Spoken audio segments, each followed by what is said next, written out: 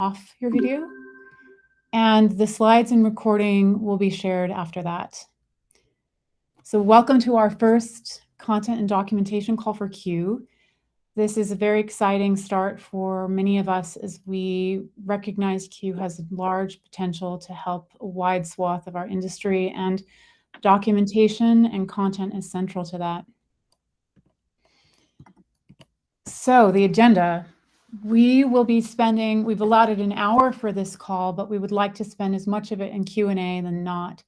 So before we get there, we will talk about where we are now, where we're headed, how we get there, a proposed plan, and then also very important here, how we would like our community to be engaged and how they contribute, because we need everybody. We'll then move on to some specifics on timelines and key dependencies, and then we'll talk about future documentation and content call before we get to the question and answer. So hopefully, if you have things along the way, note them down. You can also use the question feature here in Google Meet, and we can take stock of that and answer those questions along the way as well. So where we are now, QLang.org as in its existing state is not enough. To reach the vision of good onboarding content, we have to acknowledge that. And it's not good enough for lots of different people for lots of different reasons. And we've taken the time to talk to many Q users to understand those reasons, which I want to briefly recap here. Marcel jokes that our documentation on QLang.org isn't bad, it's non-existent. And the questions that people have about Q are not easily found, or if at all, when they land on QLang.org. So for many of you, and again, we're talking to this idea of a survivor's bias, people who've already invested a lot, you've probably, in order to get an understanding of Q, you've had to visit the site, and you've asked questions like, initially, the first three questions we keep getting are, what can Q do?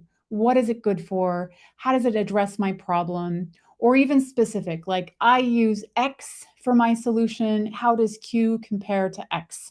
Recently, Cedric put in the GitHub discussion, I want an end-to-end solution for X. And so right now, we don't have any of that. And people are trying to piece together, to put the pieces together. So they might follow a very fragmented learning journey or learning experience, meaning they would start off at QLang.org, and then they might dive into Q source code, or they might go search for Q source code in the wild in open source, meaning looked left and right, or they went to the Q Slack to ask questions. Now, hopefully posting questions instead as GitHub Discussions. So I mentioned all this, the GitHub issue repository. Maybe you went and visited useful sites like tutorials. Maybe you went and read not so useful comments on Hacker News Thread or other social. But I mention all of that because it is very fragmented, and there's no central place to learn or discover or level up your Q. And so in addition to that, we've read a lot of feedback too that the existing content that's on there, that it focuses too much on, say, computer science theory instead of practical examples of the thing that people are trying to use Q for, or use Q as a solution. We've even gotten some sentiments like reading QLang.org makes me feel dumb because I don't have a PhD in computer science, or some variant of this sentiment. And this doesn't inspire confidence. And we need to inspire confidence and make people feel like when they leave QLang.org, that they leave feeling smarter and able to solve their problems.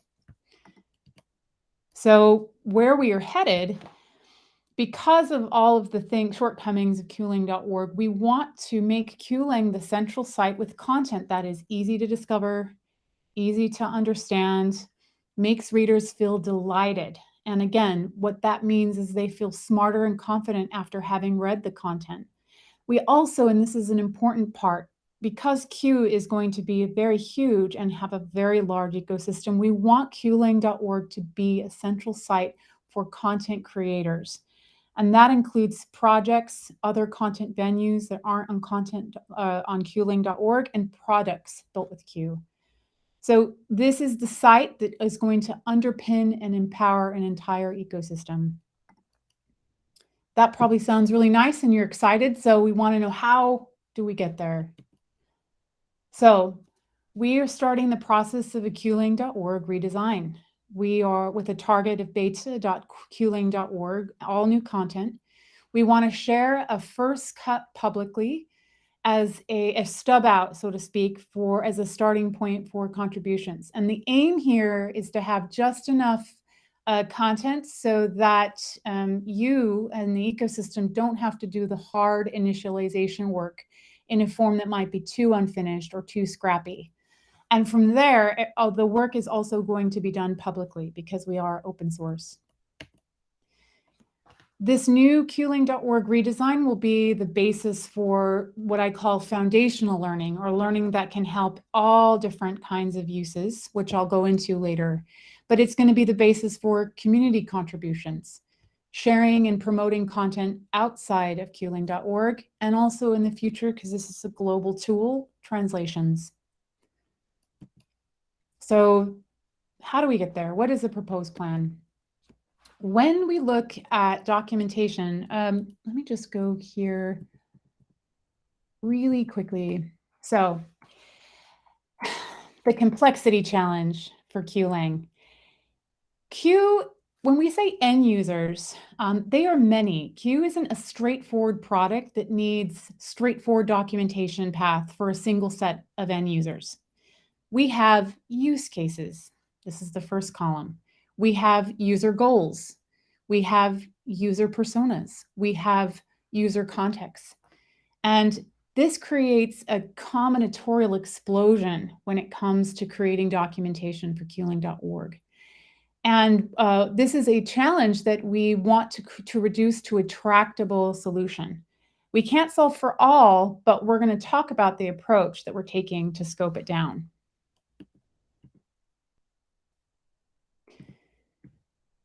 So how we're scoping it down is in 4 different documentation and content considerations. The first is structure. So how content is organized and displayed so users can find it and use the content they need. So there's also substance, which is what content should be produced, how it should sound, why it's meaningful and relevant.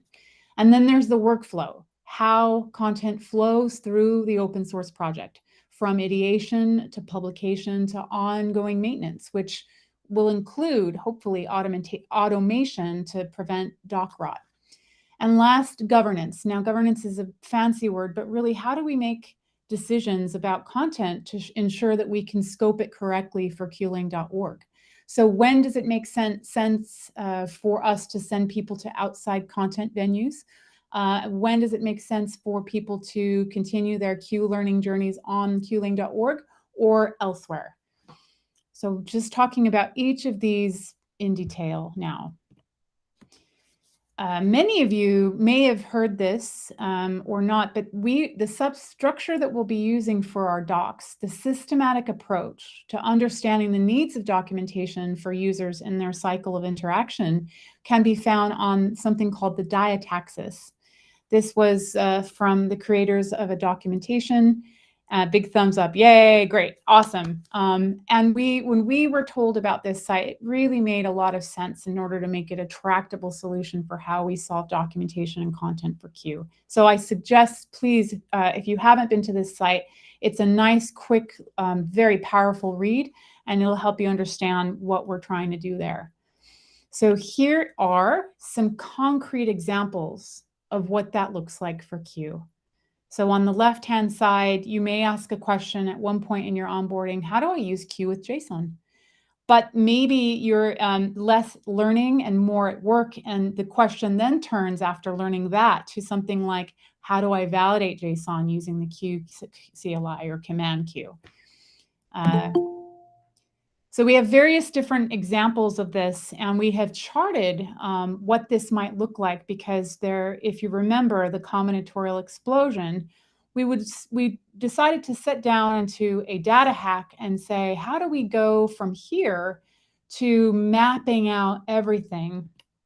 And so this is a screenshot of a data hack that we used to work out what is the right schema to capture this stuff. This is done on Airtable. We can share this link at a later date once we've refined it a bit more. But what you'll see here is that it allows us to build a process around docs. In the first column, you'll see a name of the actual piece of content to be written. And then part of that diatoxis, or what we're calling a quad, whether it's a how-to, a tutorial, an explanation, or a reference.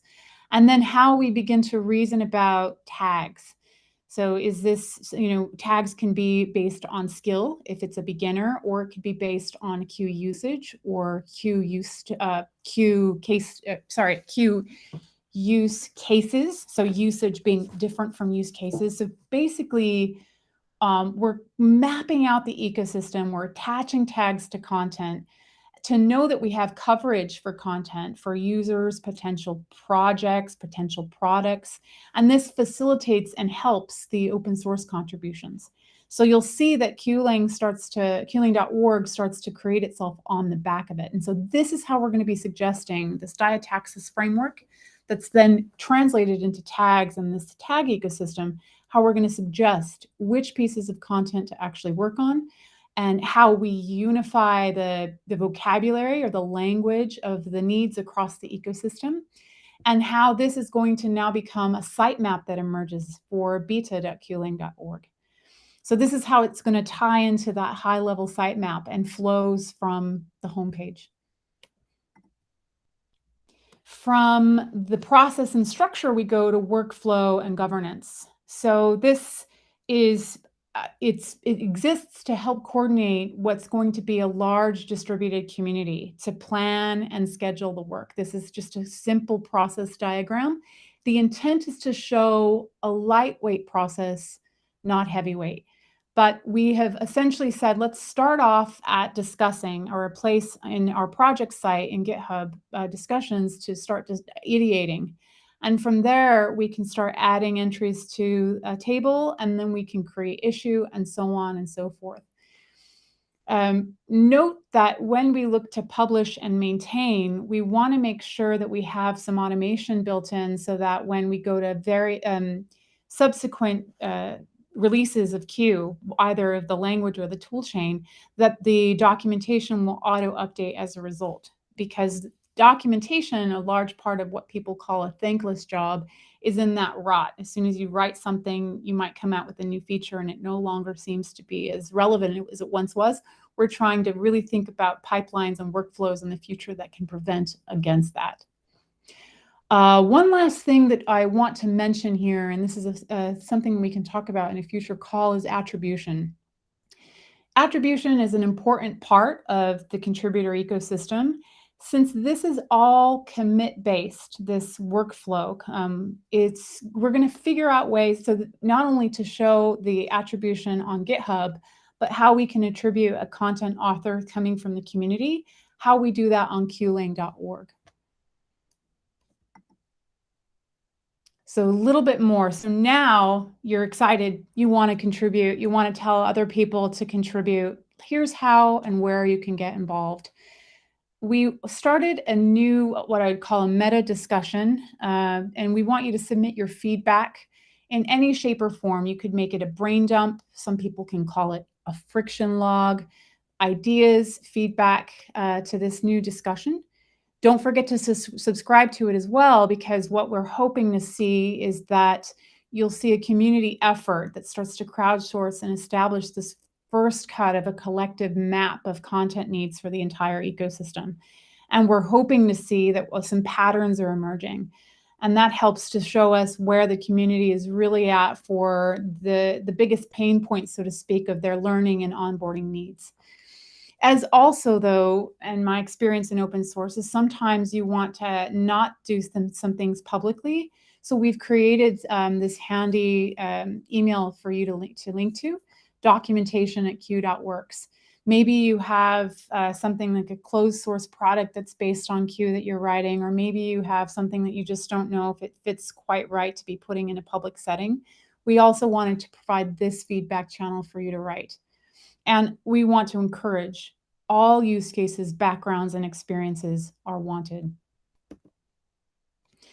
As to the kinds of feedback that is wanted in these discussions, I want to reiterate, it does not need to be polished. In my experiences with the Go programming language and their product, a lot of private feedback that we got was, well, gee, I'd really like to do X, Y, and Z in the issue tracker or the proposal repository, etc. But I feel like I just want to be able to sort of soundboard if this is even something worthwhile to pursue. And we want to take that friction away. So again, reiterate, does not need to be polished, similar to what maybe you want to use in an ephemeral chat like what we use in the Q community Slack. Again, our goal is ease of submission rather or over to anything that's going to be properly organized. We're going to use this meta issue as an experiment to see what comes of it. And then from there, we're going to iterate and improve on that process for feedback loops, discovery.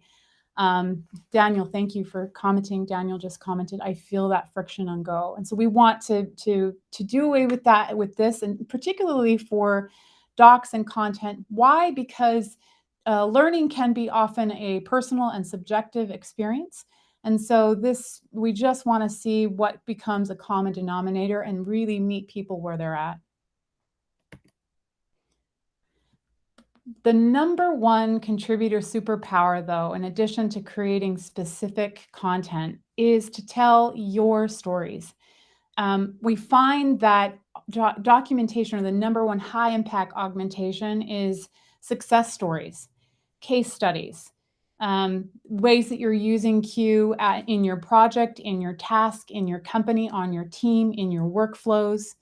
And so we really, really want to make sure that when people are evaluating Q, they're not going to believe people who are working on it full time. We're a little bit biased, but they may be socially inclined to believe people for whom aren't being, I'm not a paid advertiser, but rather, hey, Q really did save me here. This was a lot of toil they got rid of. The other thing that I think it does is it starts to chip away at what we call the naysayers.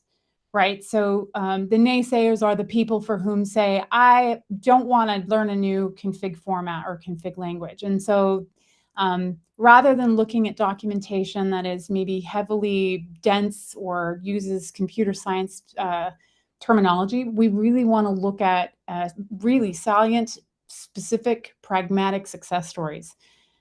So again, briefly here, just if you want to submit them, you can submit them in public in the issue tracker or in the GitHub discussion, but also submit them directly to documentation@q.works. With case studies, if you belong to a company or something that's an entity that you don't own, so to speak, we may need to get some sort of contractual agreement involved, which is why we're asking you to start by emailing this alias. So that way we can start that ball rolling and make sure that we get that done right. For logos, again, it's a nice, easy way for people to say, oh, so-and-so is using it. Here's a logo. We could link to, say, the code in your repository. Anything that you want to share, I think that is super high impactful. I cannot state that enough, and very, very helps contribute easy off the bat success for Q.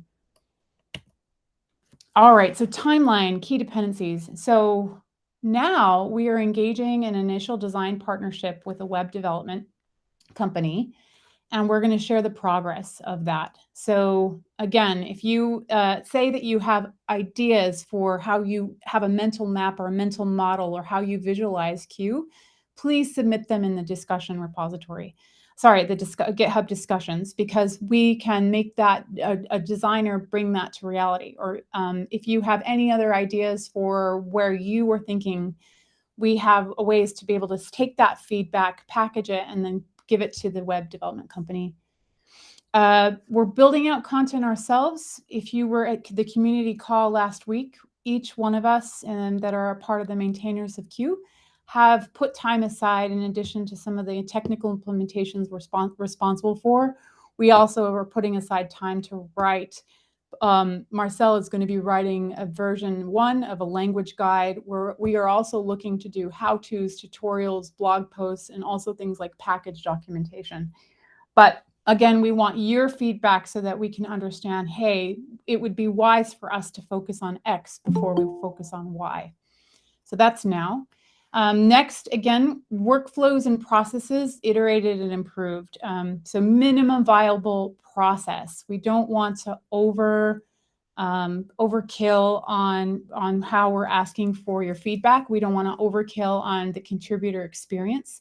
We want as frictionless as possible so that we can get to a quick win for everybody that's involved. And the more that we can do that and the easier that it makes for everyone, the better, and the more contributions that we'll get. And again, we have an idea of what we've been already asking people. What kind of content do you need? What do you want? What has your learning experience been like? What feedback do you have for us? But the more that we get that, the more we'll have be on solid ground for what's going to be highest impact and what needs to come first. So please, again, call to action. Flesh out those content ideas. Let us know what your needs have been. Let us know what your experience has been so that we can start to look at the patterns and the trends that are emerging. And then our goal is, again, working backwards from that, the beta.qling.org. So new content with some of this new stuff, the stuff that you've given us in terms of documentation, how-tos, tutorial specifics that we started out with, a better contribution process. And then we can go forward and make that the new qling.org after several iterations. So before we go into questions, I kind of blazed through all of that. I hope that this excites you. I hope this makes you feel like this is a great journey to start joining on. And we need everybody because Q is going to need everybody to succeed. We will continue to have monthly calls. So we've added this to the Q community shared calendar. So please subscribe to that. Our next one is going to happen on Tuesday, 8 November. For the people in the US, that is an election day. So please let me know if that's going to be a problem or not. But otherwise, we'll keep it. And then our cadence is monthly to start. So we're going to rotate bi-weekly with the Q community calls, which happen every other Tuesday, the same day and the same time. Vote for Q, absentee plus plus. All right, so just to start off with the content and docs questions, some feeder questions. So what would you like to see more of? What would you like to see less of? And where would you like more focus?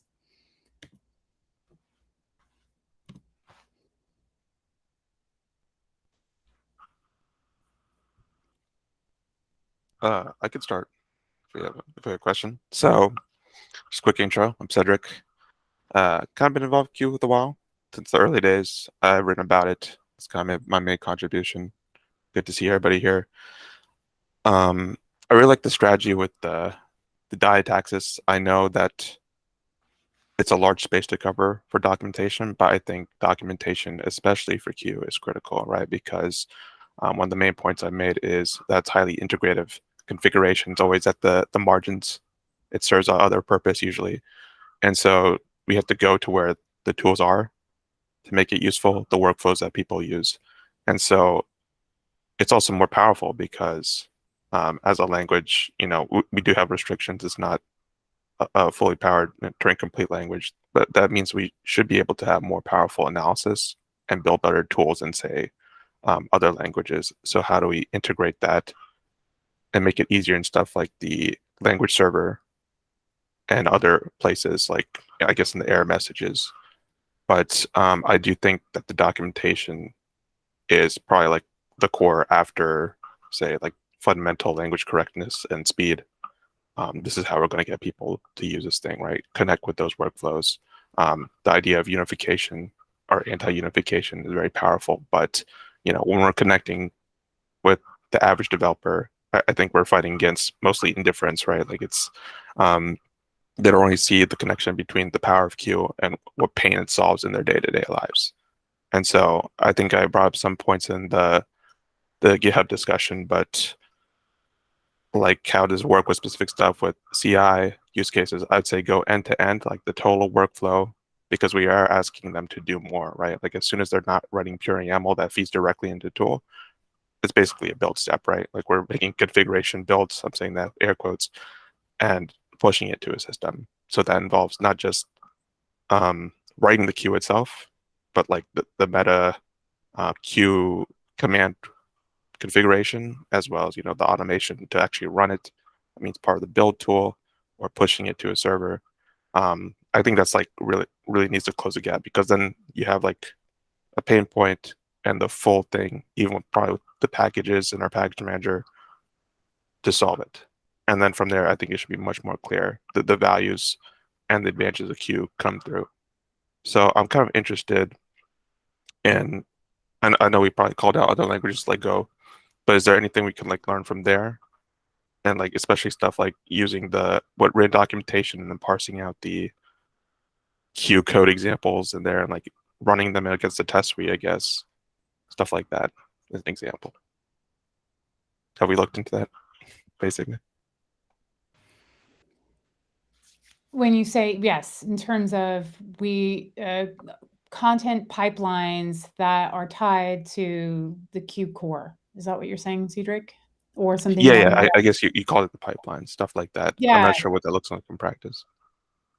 So we're actually looking into that, and we're trying to see how we could, again, it is something that we are evaluating and we're looking into, and we know that that is going to be very helpful to prevent things like doc rot too, because as the technological implementations improve and performance improves, so too may need the documentation to improve. So we are looking into that, and that is going to be something that we're probably, after we get the initial language guides up and some of the other what we call high impact tutorials and how-tos, something we're looking to solve. Makes sense. Paul. Cedric, just to add to what you were talking about how we can encourage new users to use Q directly, I think there's another piece that Carmen touched on in her presentation, is that we need to also keep a very open mind for projects that use Q and whether or not they expose that Q to their end user or not, and how to support them if they do. So I can think of a number of projects where that is the case, where they have already exposed Q to their end user. So Qvela is one, or where they are planning to expose Q to their end users. And in that situation, you've got to imagine that their users are going to land on their site in the first instance, but they're going to need to know something about Q. And it may not be all of Q in that situation. It may be some subset of Q. Maybe they're only using data-only Q or data plus references, whatever it might be, is we need to help those projects not only understand how Q can help them as a project, but also help them with their documentation needs. So there's like, for those groups of people, that's, to my mind, that's an equally important group to be considering as well, is how to help those people in their communication, or people who are considering adopting Q within a company. How can we help them be champions of Q, and what sort of content is needed in that situation? Yeah, so I think that would be immediately helpful for me, to be honest. But yeah, so and you're not the first person to give that feedback, right? And it's, or Project X is considering adopting Q for configuration. Okay, what's the story? Why should they have to come up with a pitch themselves as to why Q is the thing that's going to work in that situation? Ideally, you should be able to, here's me just randomly thinking, right, click a number of checkboxes and say, yeah, I want this, this, and this, and it builds a presentation for you. That's clearly just a hypothetical example, right? But really, that's what we should be doing, is making that job for those people easy. And I think this is something Go came to later in its existence, but I think it's something that's critical for us to get to earlier on, not least because I think the more we engage with different projects, the more we understand where Q itself might need to change. Okay, where are the rough edges, etc., from an implementations perspective, not just a docs perspective. So I think you made a whole load of valid points. I just wanted to add that piece about helping projects / companies with their analysis as well. Yeah, totally. And I definitely see it, because other languages had to solve similar issues. I think it's a little different for configuration languages. I talked about that. I think the how Q wins one, just the nature of it. But we can definitely learn a lot there, and I want to know more about that. Dave. Hey, I was just going to add to that, like, when we talk about general purpose programming languages, one of the things that we often think about is what it replaced. So in the case of Go, we often have these conversations about like the Python script or whatever code that it replaced. And I think it's kind of a deeper narrative, right? Like it gives you kind of this sense of, oh, I have Python, right? And like this could help me as well. And it's almost kind of like a shorter path, sort of a narrative. You know what I mean? So I'm just kind of throwing out there that like maybe especially the stories that we're interested in are the stories where Q replaced some bespoke data validation tool or configuration hack.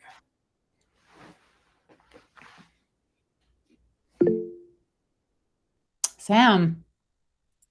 Hi. I wanted to note that a lot of what's being said here makes sense, and everything that we're doing at Grafana QWise is all coming in through this schematization thema library that I've been working on for a while now, and I'm hearing all of the themes applying to the spot that we're at right now. Like we are coming up on this tight workflow. We are coming up on a replacement story, effectively, what you would use this instead of, right? And those are all of the ways that the argument has been effective internally. I mean, what we found really was that like when I did demos of write the thing, pop out some code gen on the other side, and people can like reason about it sort of in their respective languages and start picturing the story of how they used it. That was the major breaking point over the summer. That is the reason why we now have like 2 teams that are focused on this. So mostly just trying to plus one the points that have been made. I think that makes sense. And then also note that like I have a particular story that is not sort of the normal Q use case, but we're working on fleshing out that narrative. Adil. Can I just chime in on what Sam said there? Sorry to butt in, Adil. I think there's that speaks to one of the points that Carmen had towards the end of the deck there, Sam, especially in terms of success stories, if I can even say it right, with Q, is that those sorts of narratives really help, as Carmen said, because people look left and right as to what are other people doing. And if they look up to certain people or companies or projects or whatever, that's the kind of narrative that really, really works. And so that's it's sort of, as Carmen described, it's an augmentation to documentation, but it is sort of documentation of a different sort, as I think has been made. So we'd be hugely supportive of having those sorts of narratives from people, because sometimes they come from very different backgrounds. So, for example, somebody's been exploring using Q to encode the US tax return system. It's just like, well, why would you do that? And so where have you come from to start, and why did you consider using Q in that situation? And when those sorts of stories, for starters, it's great to read. It's like, wow, that just sounds incredible and crazy at the same time. But then people read it, and there's just something there in writing that other people can pick up and read, and then associate themselves with, and like, hey, I want to do that, or I respect that, because that's more of a sort of, as I understand it, something to democratize the process of making that information available, and so people can link themselves with it in a different way. So I think, yeah, there's going to be all sorts of stories like that, and coming up with a good way of surfacing them within this. And indeed, if there's external content as well, it's going to be one of the key challenges. So thanks for sharing that. Adil. Hello all. So first time I've joined one of these calls. Great to be here. I wanted to pitch in because I have a very different, I seem to come from quite a different background to quite a lot of people here, where I'm the founder of a company, and I do most of the coding. So I'm sort of the controller of the code base, but I deal with a lot of contractors. And so Q has been extremely helpful in taming the beast. So just being able to combine lots and lots of different configuration into one, and it's been immensely useful. And all the contractors I deal with, most of them offshore, they all understand it. They've all gotten into it very quickly. But one of the things, I mean, I think we've been talking about this, and it's the first time I've learned about diataxis, which is very interesting. And in the in the sort of two-dimensional space it's got sort of four, tutorials, how-to guides, explanation, and reference. And what we've been sort of talking about, it sounds like, is sort of, instead of understanding oriented or information oriented, it's sort of story oriented. And I just 100% agree with that, because one of the biggest hurdles is getting them, teaching them the initial, teaching all these contractors the initial step and saying, here's a Q file, write your config like this and everything will be great. Getting them to that point is very, very difficult. So just having story-oriented documentation would be extremely useful. So not super familiar with diataxis, but that is something that I would think is, yeah, exactly. Sort of I came into this fairly recently. I think I've been using it for about a year now. One of the things you sort of mentioned that you wanted to sort of like what we want, quite selfishly, what I would have loved when I started. The thing that is I come from a Go background, used Go for years. One of the big things that was confusing to me was the package system, because on one hand, you're telling everybody, it's very, very similar to Go. The documentation looks very similar to Go and all these things. And then the first thing you deal with is the packages. And you're like, cool. And then it's inverted. Everything is the opposite of what you expect. At least that's what the experience that I had.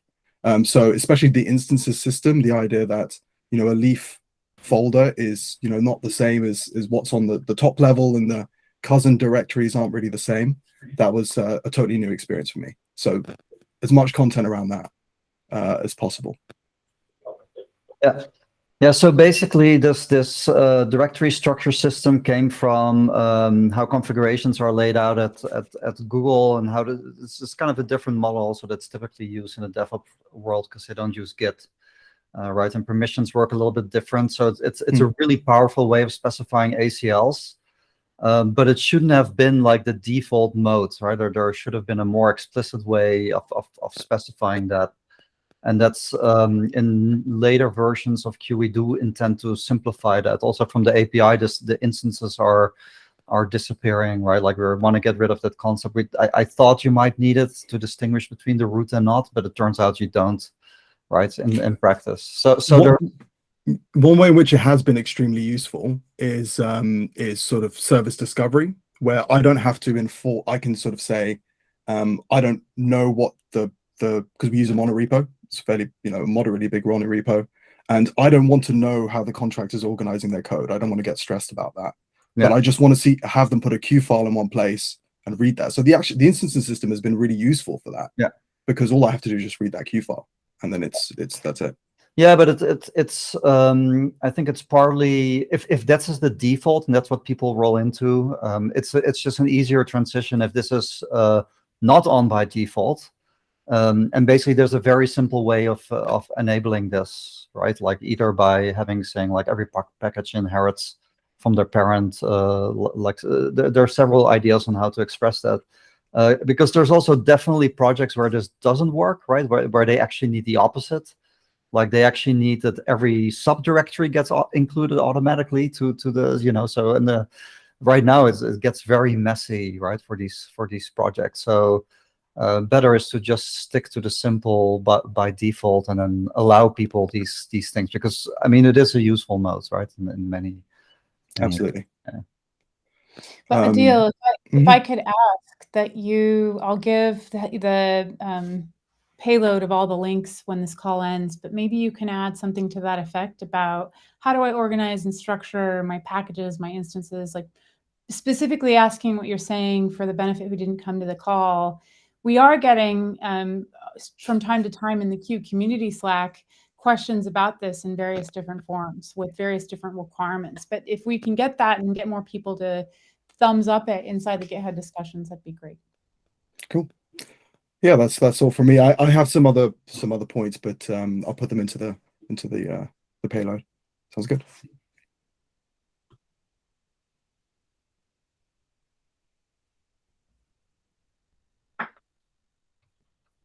Any other questions, comments, thoughts? Yeah, I actually wanted to follow up on what I guess Sam was saying about the different ways that Q is used, and also what Paul said.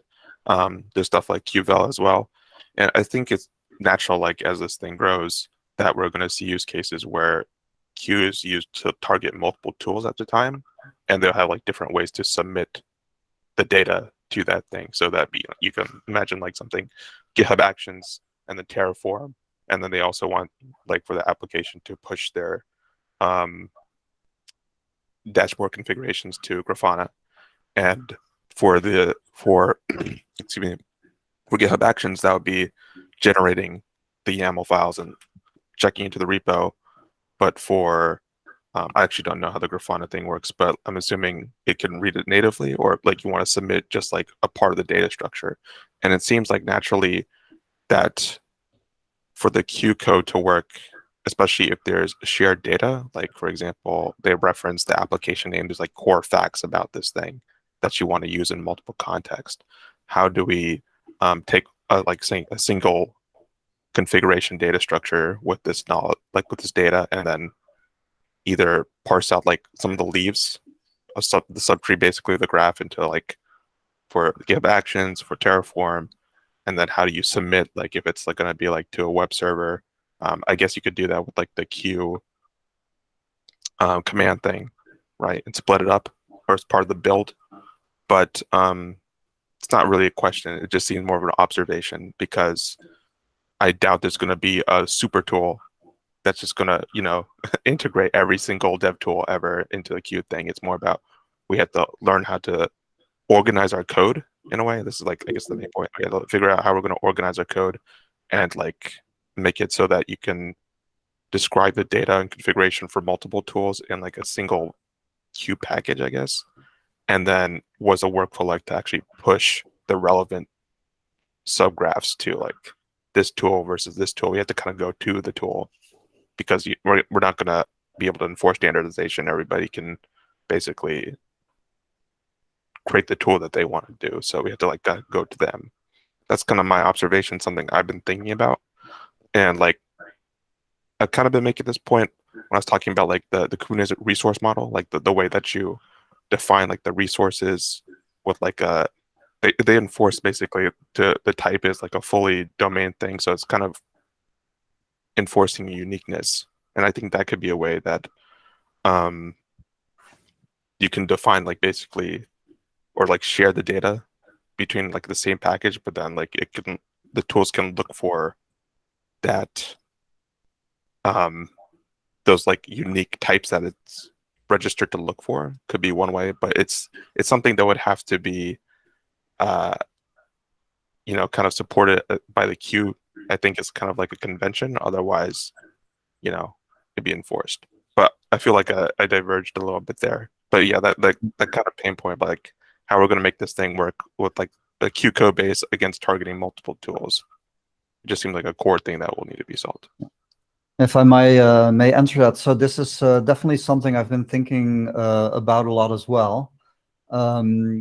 So a lot of this is patterns, right? Like we need to, so there's actually various ways to solve this in Q. Right. And it's good to have some common patterns that, like, not all patterns will work for everybody, but some of these patterns are quite useful. So for example, if you think of, okay, let's put all your configuration in some, like every element you have, no matter what it is, in some RESTful like namespace, right? And which is reflected in your Q configuration. Like that's one way of doing it. And what's really nice, you can sort of not think about where you dump any of this, right? You just start, you just think about a path, where do I need to put it? And then you can let Q put it to, put all these pieces together wherever you need it, right? And it doesn't even have to be in one repo. Some of it could be stored in a etcd server. Some of it could be stored in a, Git, some of it in a database. And you just pull it all together whenever you need, in this one namespace, whatever piece you need, right? And this is quite a nice way of organizing organizing things. Yeah, and I agree. And just to follow up real quick, I think I also talked about like the complexity of configuration. And Yeah, and then the orchestration around it, that's another pattern, right? Like, but what are you going to do? Are you going to have like the Q commands orchestrate everything around it and control all the other apps? Or are you going to have more GitOps approach where you have Q expand all the individual files to the locations where they need to be, right? And so there right now you would have to use Q commands, which is a bit cumbersome and heavyweight, but there's some nice ideas that we had on how we could use Q export for that, where you can use attributes to sort of assign file locations with certain patterns, right? So that you can immediately, with a Q command, without much effort, start distributing these files in any kind of format, right? So that's another possibility. Yeah, and I think that main thing of like these stuff that's going to be in a repository with the GitOps flow to like actually push it out to where the source of truth is. I think that's one of the big things Kubernetes figured out, is that they need to merge data written by humans with data like filled in with machines, right? Like even the same resource, some of the fields are owned by other programs, or like I guess the controllers versus what's submitted in the YAMLs written by people, and merging that is super important. I think Q could have some advantages there. Don't want to say for certain, but I could see it. And I think in terms of that Karen thing, this IAP.dev is kind of what I was thinking about, like this way to define resources, because if they're like unique, then you can kind of compose them together. Q, when you're writing it, that could be with like the packages or whatever. It'd be like basically targeting that thing, and we can have people, or basically the programs could like look for certain resources that they kind of registered, and that could be a way to like unify multiple tools under one package. This is more a convention thing. I don't think we can necessarily enforce it unless it comes from the Q core. Like they kind of everybody's aligned on this thing, but I think most tools would be willing to do that because it's a better flow instead of like trying to figure out, look for this file name and read all the data there. We're looking for resources, so you're kind of unbundling from the file structure. I think that's kind of the main point we need to go for. But yeah, I'm trying to close in this loop. But yeah, so like merging data from machines and humans, and we kind of need like a global resource thing, I guess a namespace to resource thing to actually merge everything together so that we could target multiple tools. If we want to get that integration with everything that I think is so important to Q. And then making good docs around that, really, because I don't think it's going to be intuitive. It's kind of like a new paradigm in a way. So how do we get there? Yeah, good question. And I agree. That is, that is a really good advantage of Q. So I'm smiling and nodding a lot because maybe a year and a half ago, I think I was thinking a lot about how do I lay out a file system of files, right? A set of resources, references between them, whenever, something sort of looks like a config repo. And Cedric, what you're saying about sort of scoping into focus on the individual resource, and yes, the conclusion basically that that we ended up coming to is really go back to first principles. So Grafana is undergoing this like just mass schematization effort at this point. At some point, we're going to put out our actual like Grafana 10 goals for 9 months from now, and actually having schematized types, most crucially including the banana pants dashboard type that we've had forever, is a major thing. But that's the first building block, right? And that's why schema exists as a thing to, like, for starters, schematize one resource at a time. And the questions that come downstream of that then, like the next set of questions, and one of the teams that's focused on this now at Grafana is looking at basically, okay, so we have this universe of types that have been defined. How do we flow those out into all of the other orchestration tools? Because, and there's a very interesting alignment here, basic reality of observability, nobody picks their DevOps tooling for observability. Nobody. That's not how it works. Like, you pick your DevOps tooling and whatever else for whatever problem you're solving, and then observability has to follow you, which means that observability has to target all of the tools in a similar sort of way that you were just describing for Q. So the conclusion that we came to is that we'll build a pipeline. We'll build a pipeline from the basic resource types that are defined using Thema out to the different tools. We'll target them one tool at a time. We'll write code generators that spit out Terraform providers and that do things in JSON it and that, you know, make it easy to work in raw queue if you're actually building like a config repo. But we will knock them down one at a time and keep our maintainership burden low by just saying like, yeah, we're going to provide the baseline and crucially then also effectively a release schedule, because that's part of what Thema helps automate. But yeah, so I've come around to this with the thought that I think there's lots of interesting file system configurations that we need to make. And that's plausibly one of the things that we would tackle in the next 6 months. Like one of the stories that we need to be able to tell is how do we take a set, like say that you're the author of etcd and you want to ship a Grafana dashboard, perhaps some Prometheus alerts, some collection of resources that you use that the users of etcd would use in order to monitor etcd. There's no way that the authors of etcd can know all of the particular parameters that need to be used in order to like actually set up an effective monitoring environment. So they have to be able to ship a set of resources, but also parameterize them effectively so that like people can configure them for their local environment. The question of how you write those set of resources on disk, like a collection of Q files, or is it just a bunch of patterns? Is it a package structure? How do you ship that around? And then how do you effectively make it sane to pass in those parameters? Is kind of the next layer of file system arrangement question that I can see. And then to my mind, the like question of how you fit that into a whole config repo is after that.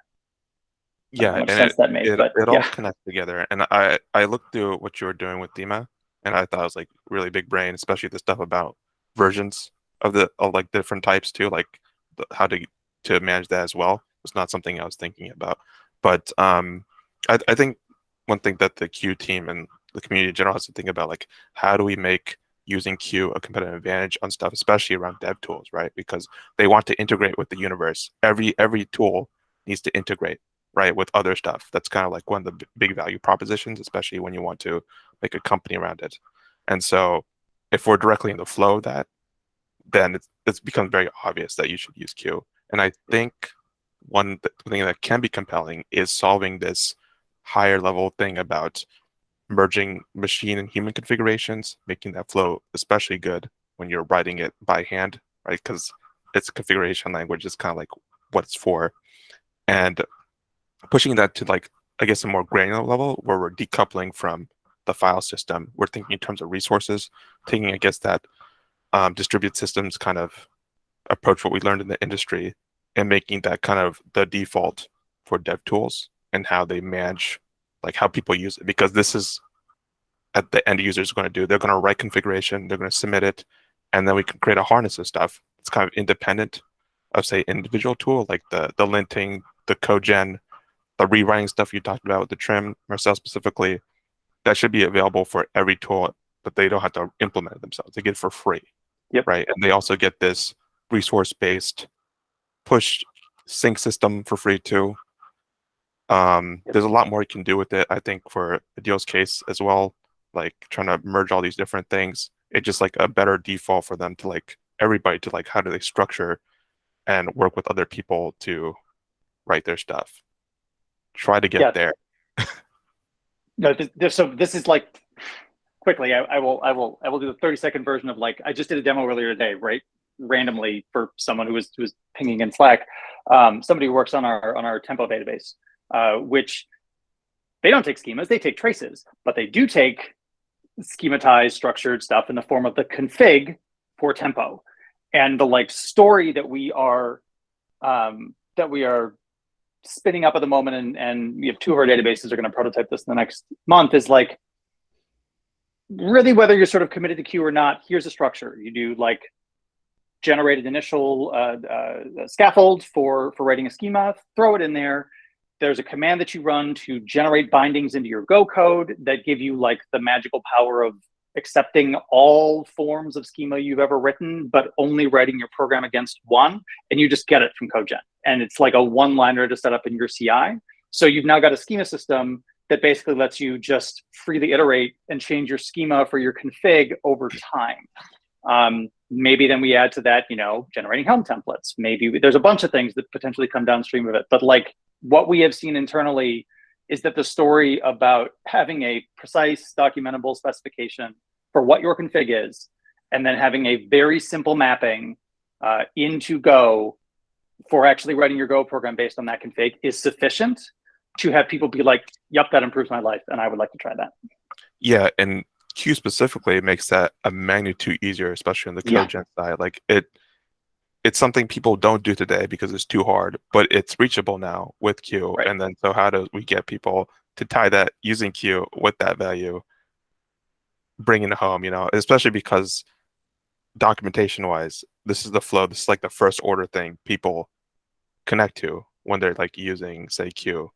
And it's going to be, there's fundamental language everybody's going to have to learn, but the ways that they're going to actually take that Q code and then push it to systems, hopefully we can make it kind of seamless as possible with like the stuff I was describing there. But I think it's something that's going to be figured out because documentation, how people approach it, especially at the high level, this is kind of fundamental.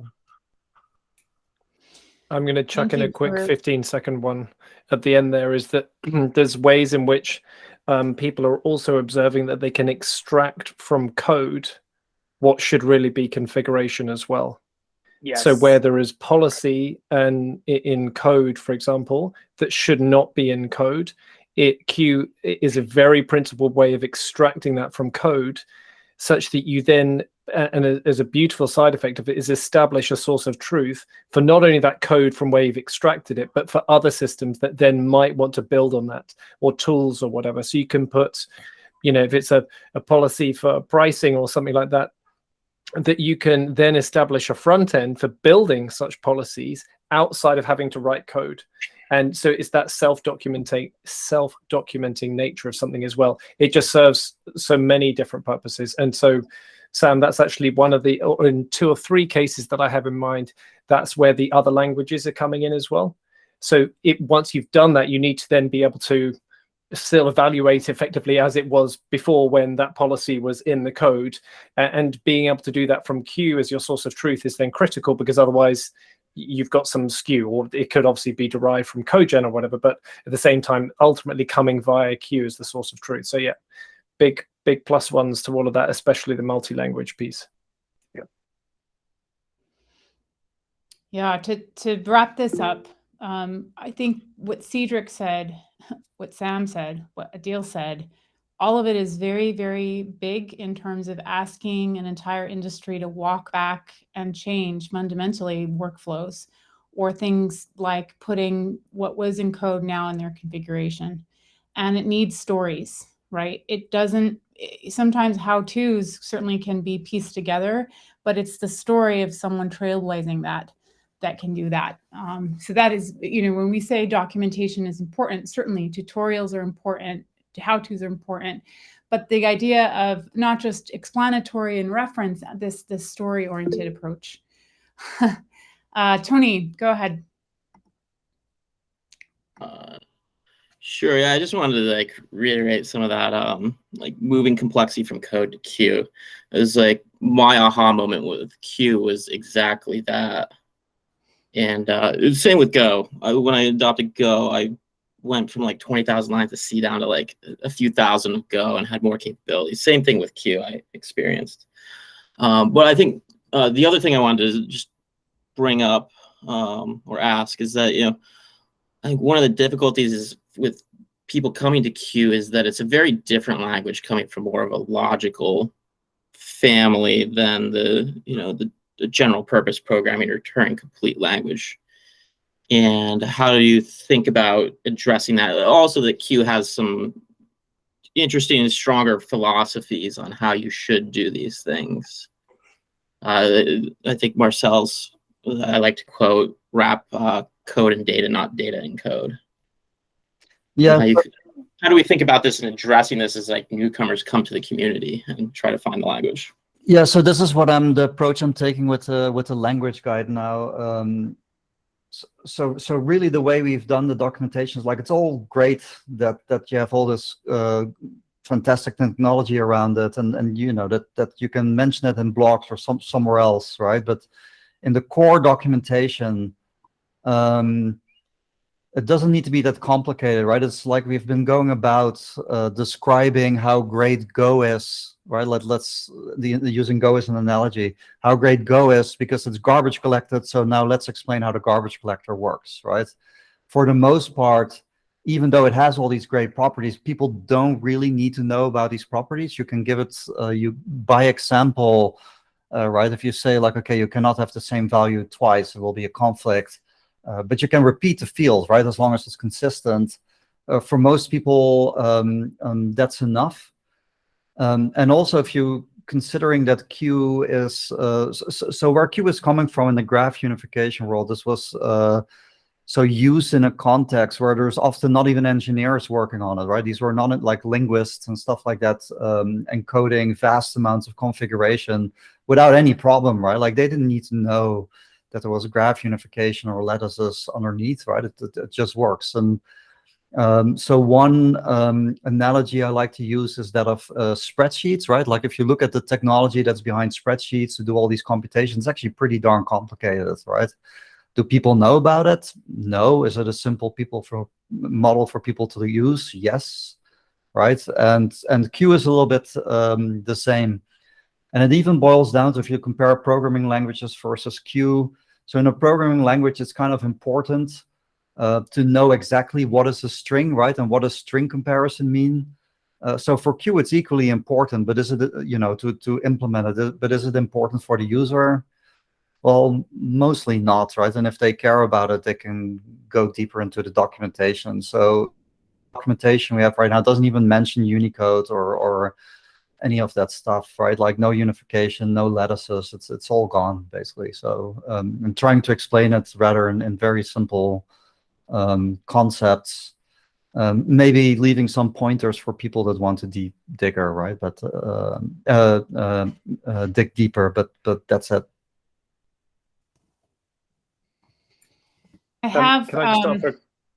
Sorry, Carmen. Can I just have a quick response? Because also Dave made a really good point there as well that I think actually ties in with what Tony's saying, is that it's about meeting people where they are. So the language guide itself, it is like a good general purpose thing. But Tony, I really think we might end up with sort of areas where there's actually overlap between certain bits of documentation. And I think that's totally fine. We've actually had that feedback before, is that if you have overlap, that's great. Because in, for example, a document that talks about, hey, I'm more familiar with JavaScript, explain Q to me, you may just give comparisons with what happens in JavaScript or JSON and how Q is different. And that's very attuned, obviously, to a person who's coming from JavaScript background. There's clearly a lot of overlap with the concepts that we'll cover there and in the language guide. Yeah, absolutely spot on the SEO piece, is that people need to find this content with where they're coming from. And so again, the diataxis plus the tags is really the combination that allows us to be sure that we've covered off meeting people where they're coming from. So that I think leads itself to a situation of there being lots of intentionally lots of overlap between different documentation. Yeah, Yep. I mean, it's definitely like an intention of diataxis for different types of documentation to be like self-referential to the other dimensions or whatever. So yeah, it's. It looks like a lot of people are having to run. We did go over. I want to thank everyone here again. I will be sharing the slides on the Queuing org discussion in 1964 with all of these handy relevant links. Please go there. Thank you for your feedback and conversation. Let's keep it up async. And we'll look forward to seeing you either in the next community call 2 weeks from today or in the next content call, which will be on the 8th of November. Again, thanks everyone for your time and enjoy the rest of your weeks. Take care, everybody.